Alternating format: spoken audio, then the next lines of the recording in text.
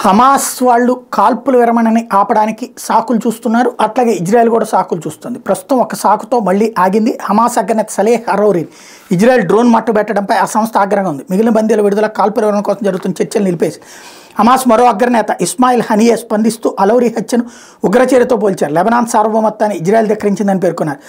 ఈ దాడికి ముందు హమాస్ ఇజ్రాయెల్ మధ్య డీల్ కుదిరే అవకాశం ఉందన్న వాదనలు వినిపించాయి. ఇప్పటికీ హమాస్ చెరలో 129 మంది బందీలుగా ఉన్న విషయం తెలిసిందే. సలేహ్ హరౌరి హమాస్ అల్ కస్సం బ్రిగేడ్ వ్యవస్థాపకుల్లో ఒకడు.